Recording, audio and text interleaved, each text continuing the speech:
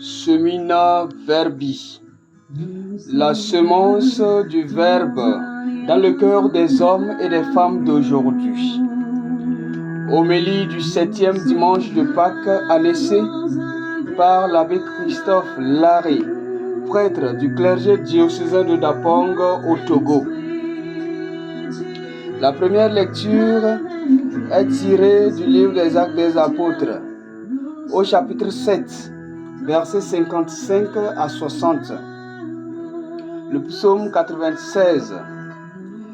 La deuxième lecture est tirée de l'Apocalypse de Saint Jean, au chapitre 22, versets 12 à 14, les versets 16 et 17 et le verset 20. L'évangile est tiré de Saint Jean au chapitre 17, versets 20 à 26. Bien-aimés du Seigneur, aujourd'hui, l'Église universelle célèbre le 7e dimanche de Pâques, sauf certaines églises particulières comme l'Italie, l'Espagne et les États-Unis qui célèbrent l'Ascension en ce dimanche pour des raisons liées à leur organisation sociale. Que ce soit l'une ou l'autre des célébrations, nous sommes dans la mouvance de l'attente à l'Esprit Saint, qui est plus un temps de promesses et temps des actions dernières de Jésus avant de passer de ce monde à son Père. Les évangiles de ces jours-ci nous en parlent de façon concrète en évoquant les derniers instants de Jésus avec ses disciples. Nous entendrons à l'heure où Jésus passait de ce monde à son Père. Bien-aimés, le 7e dimanche nous renvoie à un souci particulier de Jésus qui ressemble à un programme de visionnaire, tel une personne qui veut donner des garde-fous à l'avenir d'une œuvre qu'il a faite. C'est ainsi que nous percevons l'évangile de ce jour tiré du chapitre 17 de Saint Jean qu'on appelle avec raison la prière sacerdotale. Jésus, sachant que son heure arrivait, il fit une longue et belle prière dans laquelle il évoque son plus grand désir, mais en même temps une planification de son personnel mise à son service dans son Église. Le centre de cette prière est qu'ils soient un, qu'ils soient unis, qu'ils trouvent leur joie dans le plaisir à se comprendre malgré leurs différences. Qu'ils soient donc un comme toi, avec moi, Père. Une unité qui est une preuve d'une expression d'amour, de la présence de Dieu et surtout de la vraie identité du disciple, car, dit Jésus, c'est à l'amour que vous aurez les uns pour les autres qu'on vous reconnaîtra comme mes disciples. Fin de citation. Aussi, quand l'amour témoignera de l'identité des vrais disciples, ce sera également un message évangélique adressé au monde entier, afin que tous les hommes croient que Jésus est sauveur, car sans l'union de la communauté par le lien de l'amour, il ne peut avoir l'union réelle avec le Christ ou avec Dieu amour. Cette communauté de Dieu avec les hommes, c'est-à-dire Dieu qui fait communauté avec les hommes, ce rayonnement à travers des œuvres qui montrent l'amour de Dieu, œuvres en faveur des hommes, sera le signe qui capte l'attention des gens de façon bénévole, la captatio benevolentiae, comme disent les latins. Donc, plus il y a l'amour, ça capte bénévolement l'attention des gens et pourra ramener donc ces personnes à s'attacher au Christ, parce que là où il y a l'amour, tout le monde veut y être. Le souci de Jésus pour son Église est un souci constant pour toute œuvre qui doit durer dans le temps. Sans cette délicate attention à l'unité d'un groupe, on évolue en rang dispersé et on a vite fait de considérer l'autre comme une menace, puisqu'il ne pense pas comme moi, puisqu'il ne réagit pas comme moi, il est une menace pour moi. Voilà le raisonnement humain auquel nous nous livrons d'habitude. Jésus veut éviter que ses disciples se livrent à la bataille des postes, à la bataille des grandeurs, à la concurrence exagérée, comme si l'œuvre de l'évangélisation était une œuvre personnelle, donnant lieu à des intérêts personnels. Il faut être Jésus pour anticiper en disant à ses disciples que, je cite, « Celui qui veut être grand soit le serviteur de tous ». Fin de citation. Ainsi, il va falloir à chaque disciple la grâce de rechercher la dernière place afin d'espérer avoir la première. Cela s'appelle une planification. Donc, plus on veut être premier, on se battra aussi longtemps que possible, à être le dernier, à chercher la dernière place afin d'occuper la première. C'est aussi une forme d'humilité. Cela s'appelle une planification. Jésus a planifié cela. Jésus a su planifier son Église en éduquant ses disciples à l'art d'être unis, qui est bien sûr celui de l'amour qui sollicite l'autre comme collaborateur et non comme subalterne. Voilà l'art d'être uni, qui est celui d'une sollicitation de l'autre comme collaborateur et non comme subalterne. Mais hélas, pour l'Église d'aujourd'hui. Et pour couronner le tout, il fait sa dernière prière en forme de programme établi pour conduire son Église.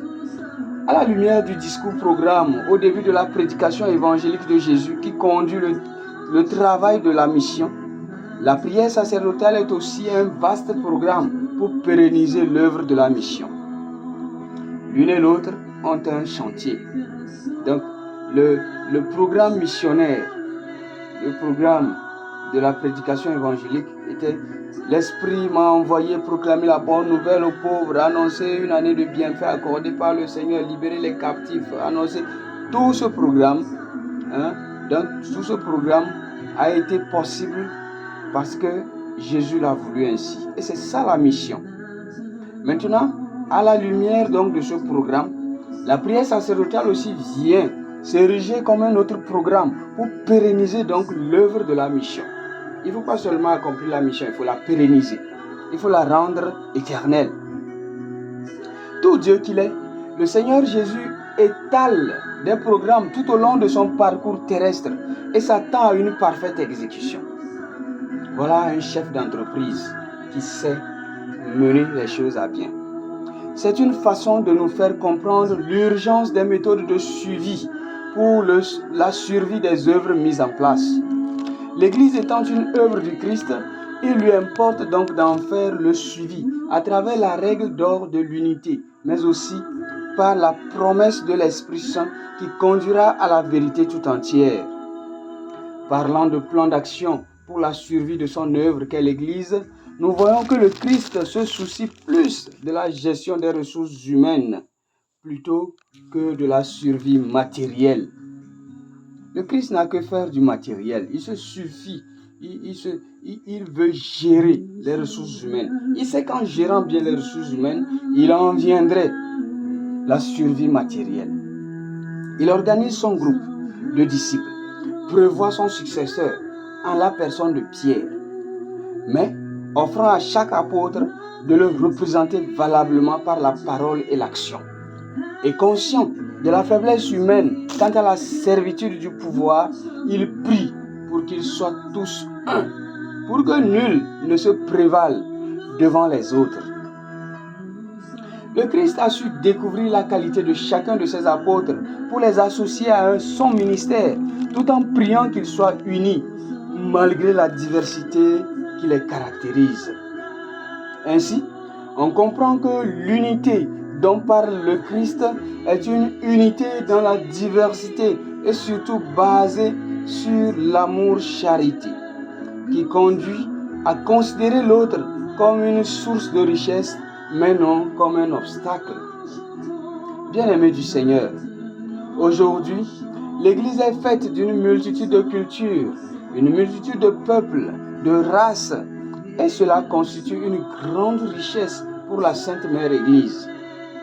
Tout en étant unis dans cette grande diversité, il va falloir prôner l'identité d'ensemble qui se reflète dans un seul attribut, l'amour. Aujourd'hui également, il est clair que chaque église locale doit pouvoir planifier sa survie en lien avec l'église universelle, en promouvant les bonnes qualités en son sein, comme il en est de l'église universelle. Le Christ Jésus a vu l'élément qui puisse faire durer son œuvre, et c'est l'unité de ses disciples. Un élément très primordial qui puisse faire durer l'œuvre. Personne ne construit une œuvre et souhaite que l'œuvre meure aussitôt. Donc, son plan d'action contient l'unité de ses disciples. Quel est le plan de survie de chaque diocèse alors? Quel est le plan de survie de chaque église locale? Quel est le plan de pérennité qualitative que l'on prévoit dans nos institutions ecclésiales aujourd'hui? Quand l'on constate que certaines églises locales sont encore lentes à décoller avec la gestion des ressources humaines dont ils disposent, il me revient à l'esprit la gestion qu'a fait le Christ de l'énergie humaine qu'il disposait. Surtout dans nos églises d'Afrique, nous nous amusons trop avec les ressources humaines, avec les bonnes qualités qu'on découvre dans nos clergés, dans le peuple de Dieu, les laïcs, et qu'on ne sait pas gérer. C'est décourageant. Quand ce zèle de bonne qualité disparaîtra, on dira que il s'est laissé perdre. Et pourtant, il n'en était pas ainsi. Vous l'avez aidé à se perdre. Sans trop de calcul et surtout confiant à la collaboration avec l'Esprit Saint, il faut oser planifier en organisant au mieux le clergé surtout. Notre modèle, c'est le Christ. Et il nous a montré une façon de gérer les ressources humaines pour une durée éternelle de son œuvre qu'est l'Église. Il suffit de l'imiter. Imiter le Christ dans sa façon de gérer ses ressources humaines.